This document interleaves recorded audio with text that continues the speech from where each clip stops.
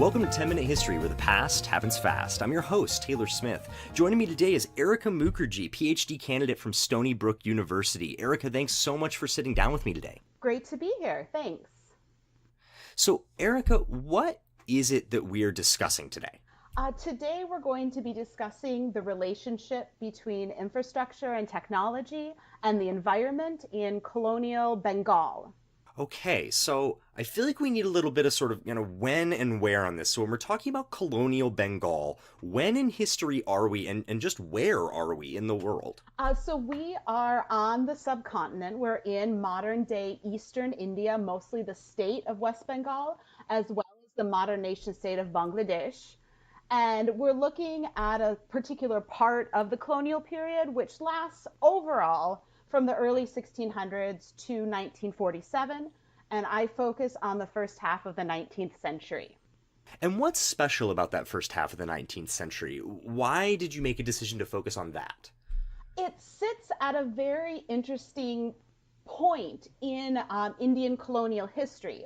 A lot of times scholars look at the 18th century and they say this is a more freewheeling time where wealthy Indians had significantly more political and economic power vis-a-vis the British. And a lot of the British, including the East India Company, which is going to be the main power holder by the 19th century, doesn't yet hold as much political and economic power in the 18th century.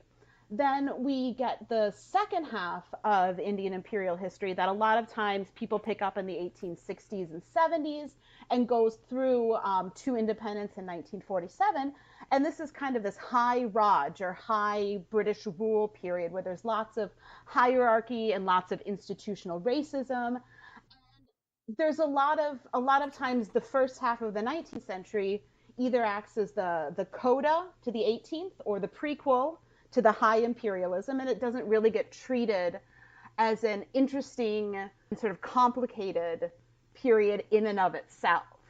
And so, from what little I've gotten to see of your work, this particular period deserves a lot of attention in and of its own right. So, to help us understand that better, what were some of the things that were going on in this period? You mentioned, infrastructure and technology. What kind of work were the British doing during this time period in Bengal? Well, the British sort of overall are starting to experiment a lot more with different types of steam-powered technology, what they would consider very modern technology. And they use a number of different political philosophies to push this forward, such as utilitarianism, that we're going to be using this technology for the public good, which for them means the public good of the British and India. And so they see the tropical environment of Bengal as a threat to this public good that they have in their head, where the environment is orderly and rational. It's safe for British bodies. People aren't going to get sick. It's safe for British commerce, that natural resources can flow out of India and British made consumer goods can flow in, all for the good of the British economy. And the environment is messy and unpredictable, and there's lots of dense swamps surrounding the capital of Kolkata, and there's rivers that flood and then dry up seasonally. And so they spend a lot of time and a lot of effort building embankments and digging canals and trying to dredge rivers to make everything as orderly as possible so they can make as much money off their colonial possessions as possible. But it ends up happening that a lot of their projects fall apart, that the environment, either the material environment or their anxieties about what might happen if they go out into the swamps themselves, end up stymieing these projects, and they keep getting abandoned throughout the first half of the 19th century. So, do you have an example of one of these projects that the British were attempting that got held up by their attitudes towards the environment? Yes. So as it turns out, the best way to move goods across the subcontinent before the advent of the railway age was by the water. And there's major rivers in northern and eastern India, most sort of famously the Ganges River. And the Ganges has a lot of distributaries as it gets closer to the Bay of Bengal and as it gets closer to Kolkata. However, it doesn't go directly to Kolkata. And so the British would have to take their boats along these sort of circuitous routes. They would end up going through this very sort of dense mangrove swamp called the Sundarbans that they believed and really honestly was infested with tigers and crocodiles. And then they would have to go upriver on the Hooghly River up to Kolkata in order to reach the capital and sort of conduct their commerce there. So they wanted to start straightening and deepening some of these distributaries so there'd be a direct route from the Ganges to Kolkata. And they send one of their engineers, William Forbes, back to England to the famed workshop of Boulton and Watt, James Watt of the invention of the steam engine essentially.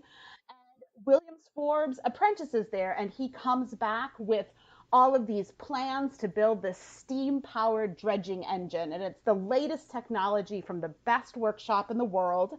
And it takes almost 3 years to build this steam powered dredging engine that's going to go on these rivers and turn them into highways of commerce.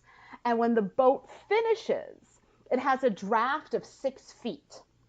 But the rivers on which it's supposed to dredge never really get deeper than 4 feet, which means that the boat can't float on the rivers it's meant to dredge.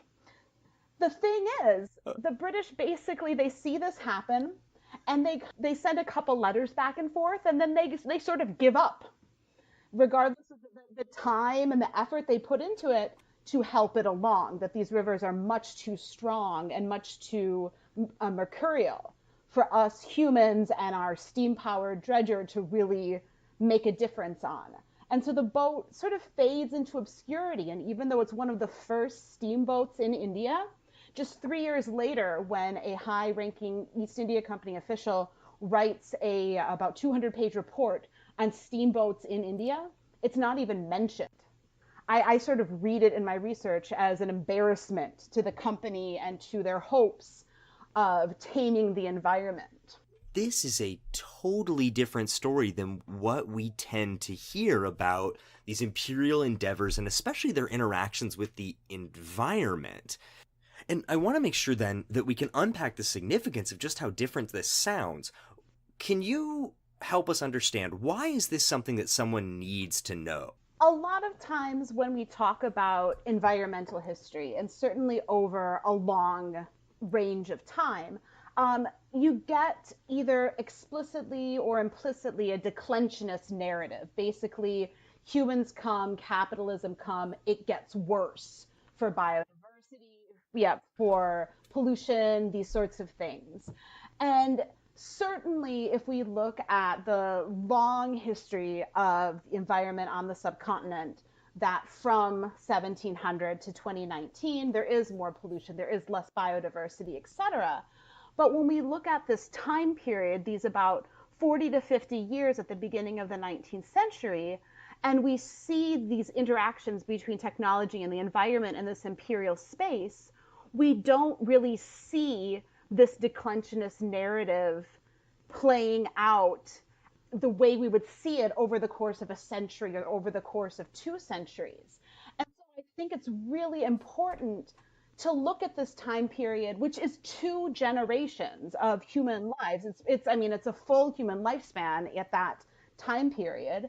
And to say that the events that are taking place shouldn't be read as a prequel or as a coda to other time periods, that within the course of a human life, we're really seeing the material environment, environmental anxieties stymieing technological efforts. We're seeing technology being abandoned to swamps and to jungles and to monsoon swollen rivers.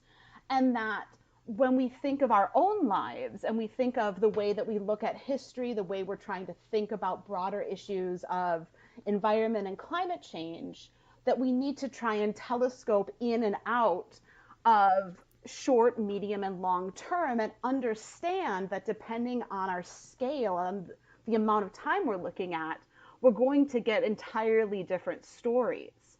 And so by focusing, as my work does, on this lifetime of abandonments and failures of British technology in the Bengali environment, I think it helps to remind people that we have to look at environmental history from different levels. I think we have to position ourselves and our lives into different timescales to really understand the ways that the environment impacts our daily lives as well as the lives of ourselves and the generations coming after us. I agree wholeheartedly. Thank you so much for unpacking for us both the importance of this specific period of history, as well as, I think, giving us some really useful tools to evaluate the perspective with which we view history, as well as the perspective with which we view our own lives. Erica, thank you so much for taking the time to sit down and unpack this with us at 10 Minute History. Thank you so much. Thanks again to Erica for that interview. If you'd like to get in touch with her, find out more about her work, etc., you can find Erica at her academia.edu page. Just look her up on there. Thank you so much to those who have left us reviews on iTunes. I love seeing those. It's hugely helpful to see those come through. Really helps get the show in front of more people's eyeballs and into their earbuds. So the more you can leave reviews, the more helpful it is for us. If that's something that you could do on whatever platform you listen, please do that. It's a huge way in which you can help support the show.